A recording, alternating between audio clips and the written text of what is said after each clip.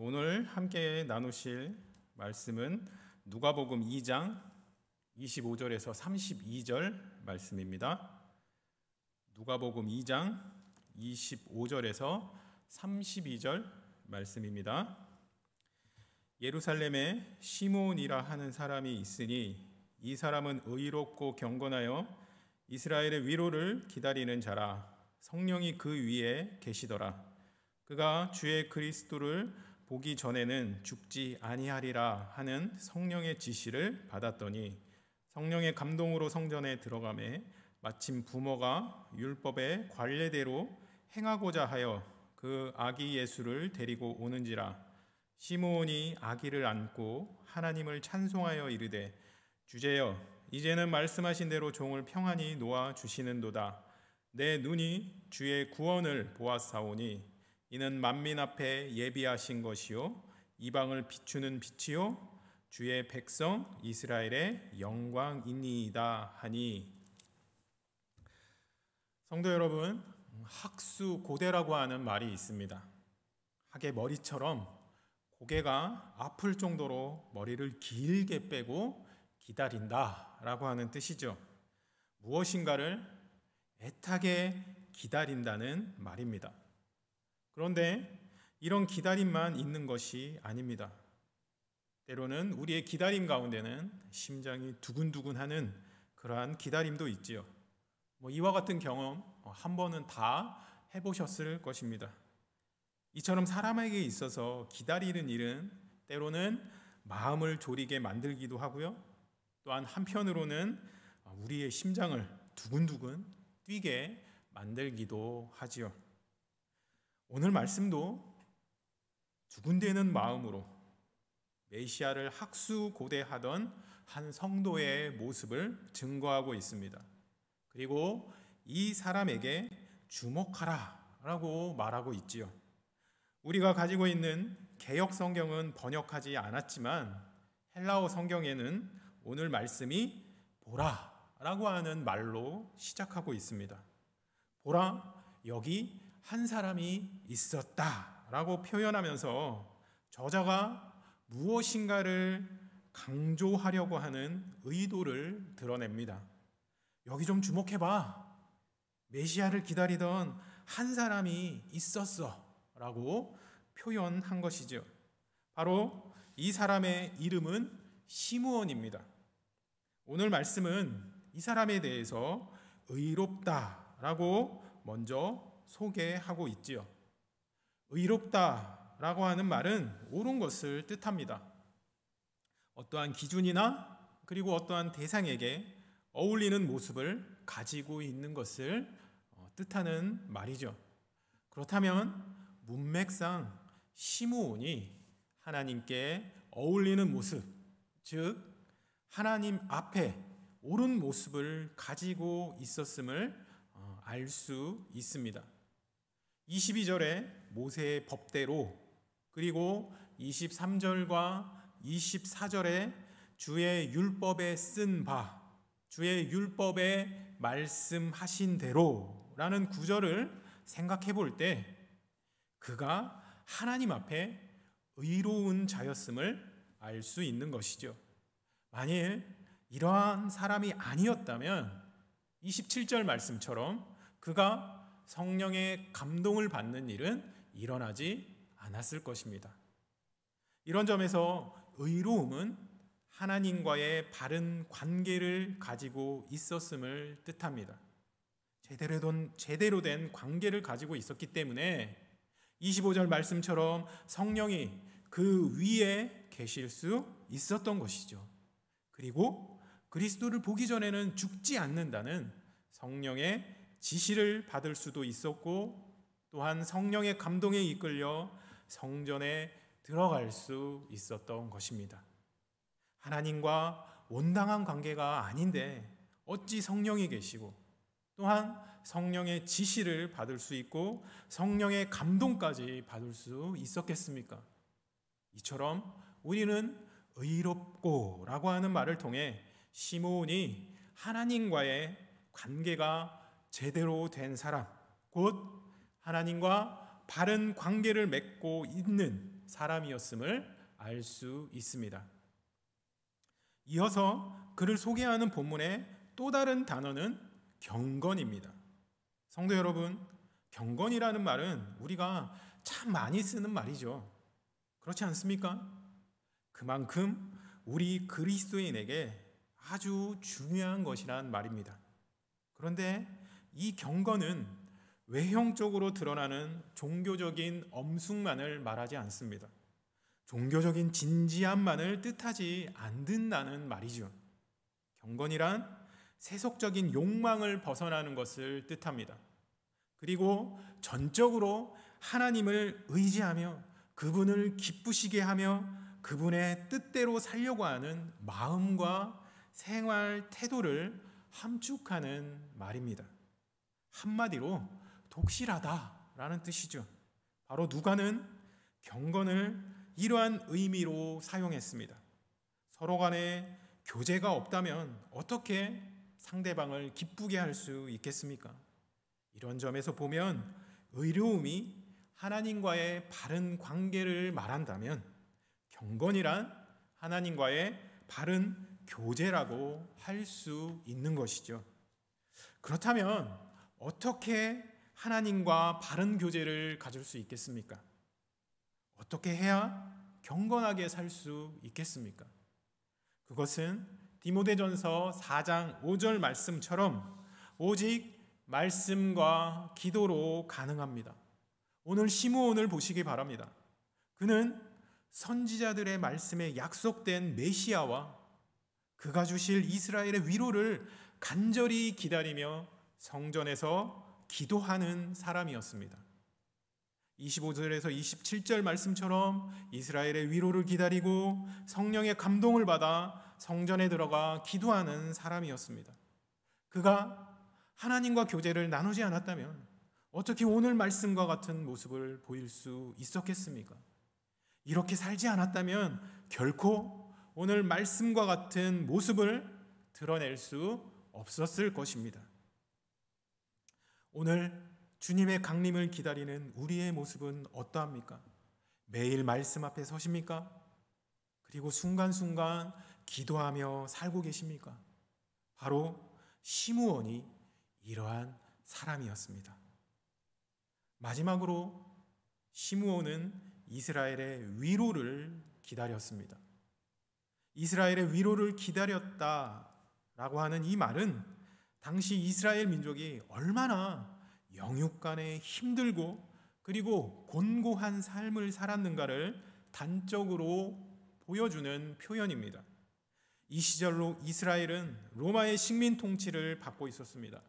여러분, 식민 통치를 받는다는 것은 지배를 받는 민족이 제대로 된 대우를 받지 못하는 것을 뜻합니다. 2류, 3류 대접을 받았다는 것이죠. 이것만이 아닙니다. 이와 같은 하대도 모자라서 수탈이라고 하는 상황이 더해졌습니다.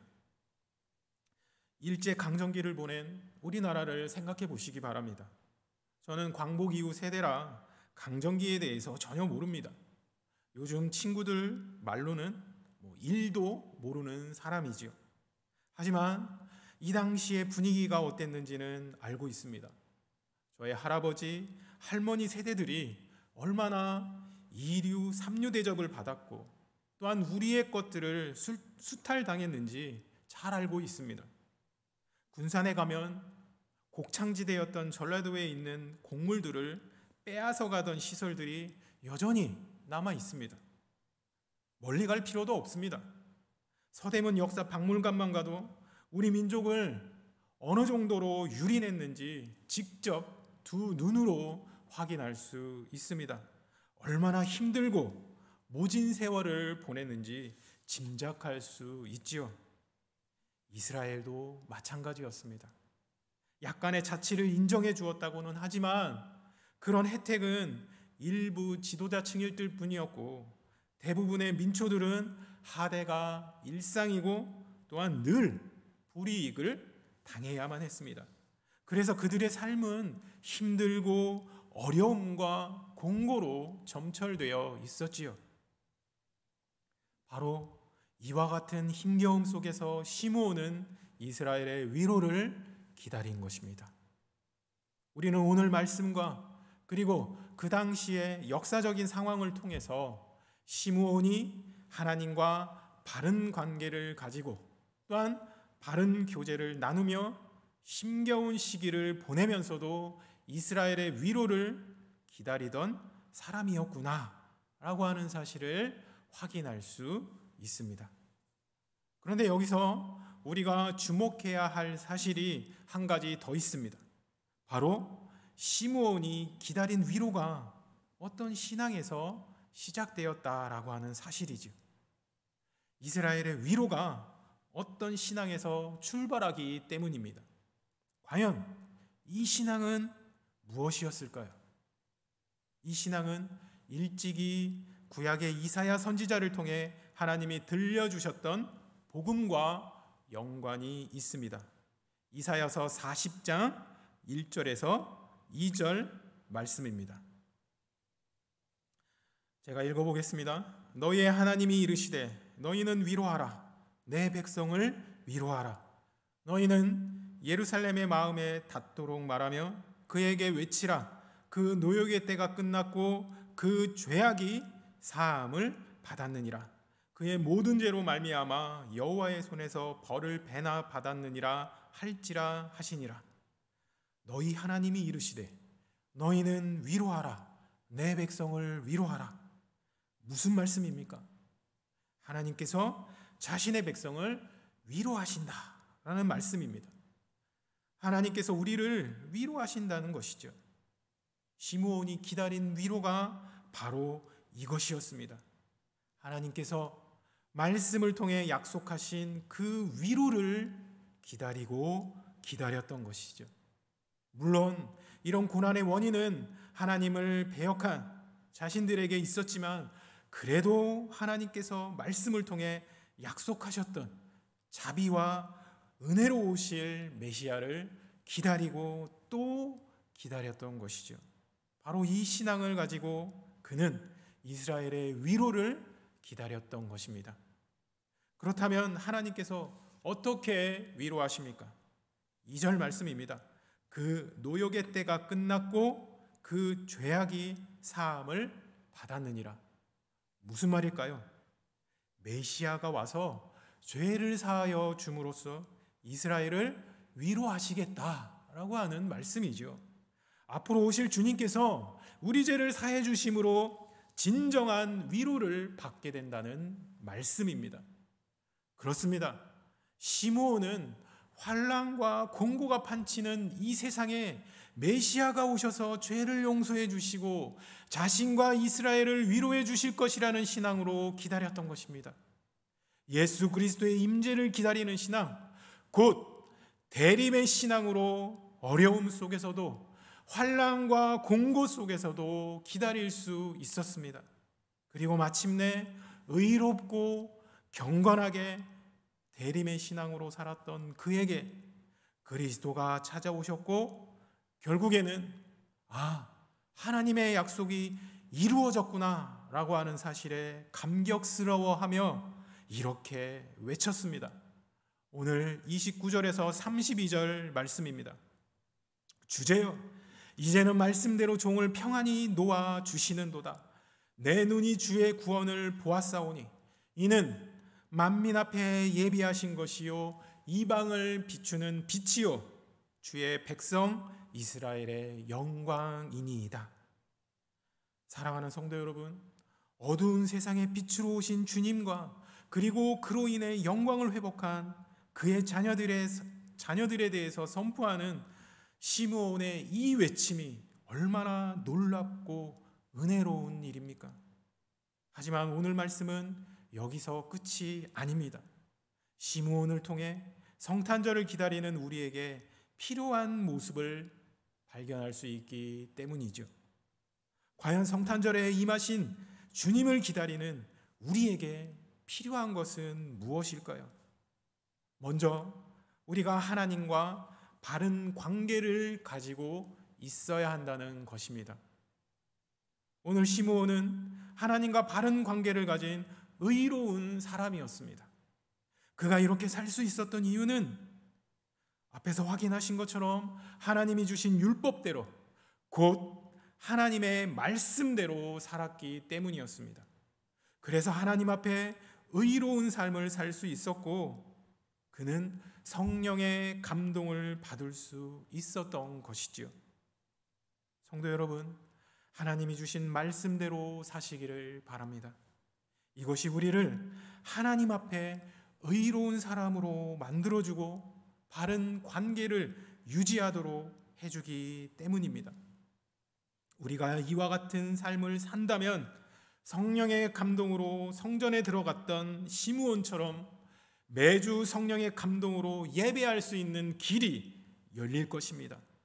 그리고 매너리즘을 떨쳐내고 예배를 통해 힘과 위로를 얻는 길이 보일 것입니다.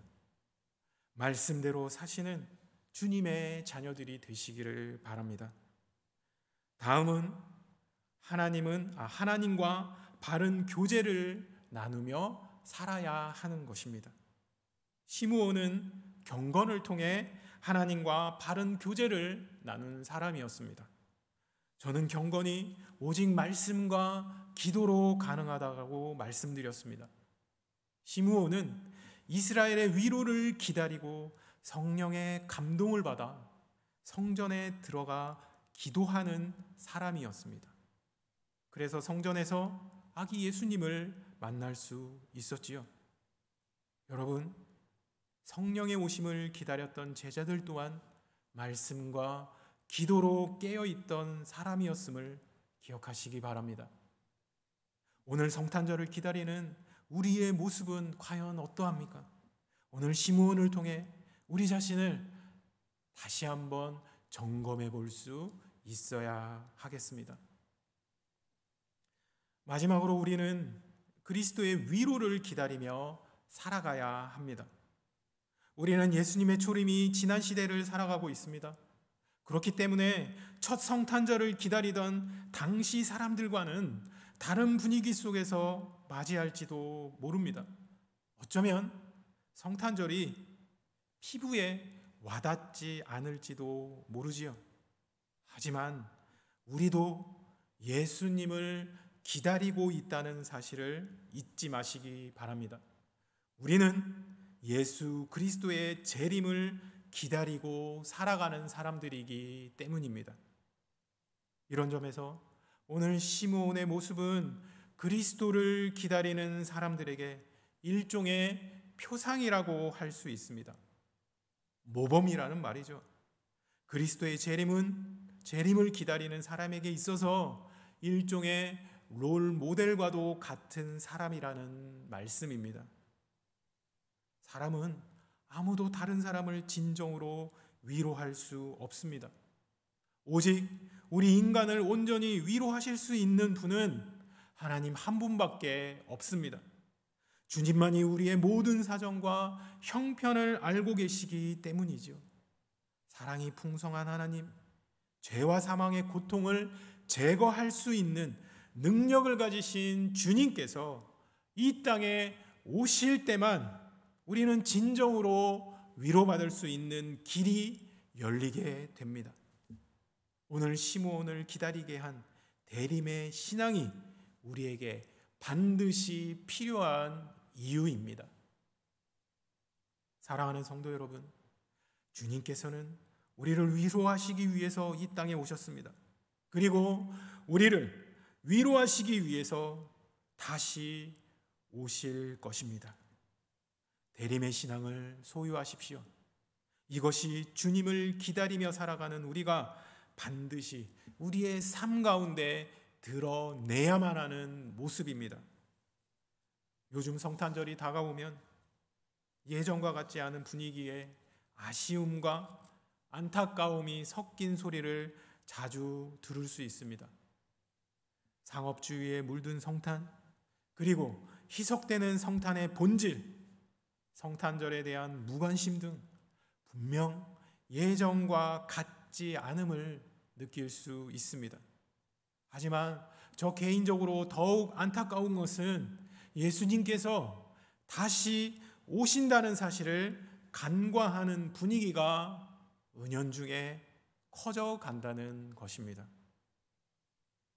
이런 점에서 우리는 성탄절을 기다리는 사람의 합당한 모습으로 살아가고 있는지 우리 자신을 돌아볼 필요가 분명히 있습니다.